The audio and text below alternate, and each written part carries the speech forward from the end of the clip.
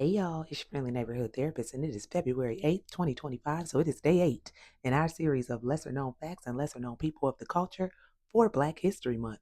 But of course, first, we got to do a shirt check. Wanted: Shirley Chisholm, Madam C.J. Walker, Sojourner Truth, Josephine Baker, Ella Baker, and Nina Simone. Well behaved women seldom make history. Look, ladies, let me tell y'all something real quick. Just do what you want to do. It ain't no need in trying to be modest or humble or subservient or any of that, because no matter what you do, we are always damned if we do and damned if we don't. And right now, this country is still trying to snatch our rights away. So it's no point in being a well behaved woman, sis. Keep running your mouth, keep doing what you need to do.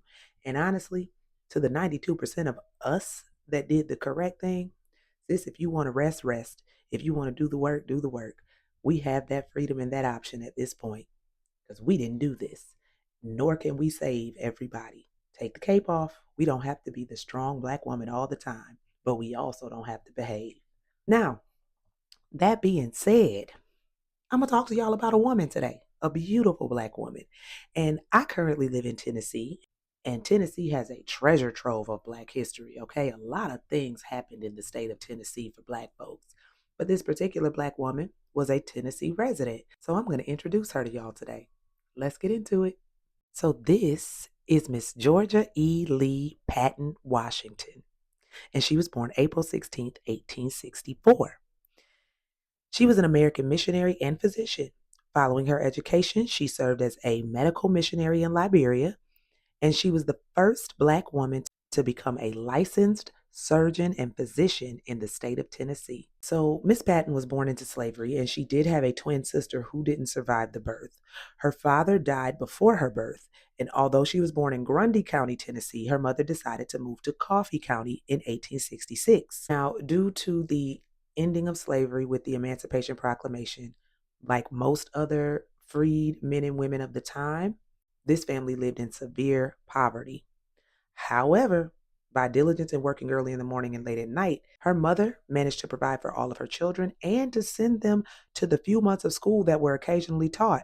Unfortunately, at the age of 16, Patton's mother died, leaving her alone and forcing her to move in the home of one of her older sisters. After the death of her mother, Patton started to look for ways to become an educated woman. Now, although she was able to attend school, by the age of 17, she had only received 26 months of schooling. However, she managed to complete high school, the only one in her family to do so. By February of 1882, Patton's siblings had saved enough money to send her to Central Tennessee College in Nashville. Patton faced financial challenges while in school and frequently missed class to work. She graduated in 1890.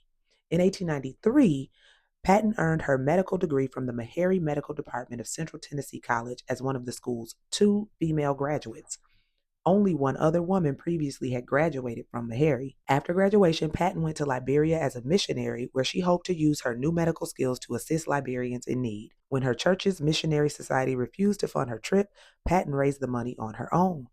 In April 1893, she left for Liverpool, England, and on the ship, she roomed with the Ida B. Wells Barnett. Now, if you don't know who she is, you should. That is not a lesser known person. However, I'm going to let y'all know that she is the famous anti lynching activist, and she recorded the women's seasickness during the voyage. Patton then traveled to Monrovia, Liberia, where she worked as a doctor and a missionary for 2 years. After her 2 years in Liberia, she returned to school in the United States. However, during her return trip, she contracted tuberculosis and would never regain full health.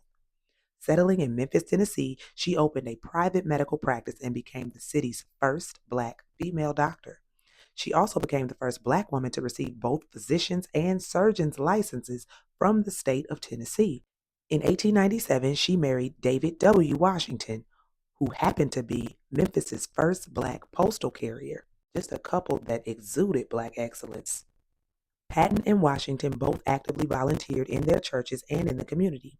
Every month, Patton donated $10 to the Freedmen's Aid Society. Her generosity earned her the nickname Gold Lady. Y'all, $10 was a lot back then, especially for a Black woman. That was a lot of money. And she donated $10 every month. In 1899, she had the couple's first son, Willie Patton Washington, who died soon after the birth. In the last few years of her life, Patton worked sporadically because of her health problems. She died in Memphis 4 months after giving birth to her second son, David W. Washington Jr., who died soon after his mother. Georgia E. Lee Patton was buried in Memphis's Zion Cemetery. So, as you can see, no matter what obstacles are in your way, there is always a way to achieve your dreams. This woman was born into slavery. Her mother died when she was 16. She was in poverty.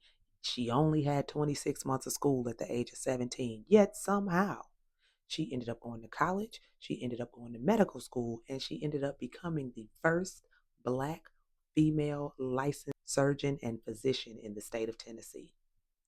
And she definitely made money. She opened her own private practice and donated $10 every month to a good cause. So there you have it. Dr. Georgia E. Lee Patton Washington. All right, y'all. I hope y'all have a beautiful, wonderful rest of the evening. And I will see y'all tomorrow for day 9 in our series of lesser known facts and lesser known people of the culture for Black History Month.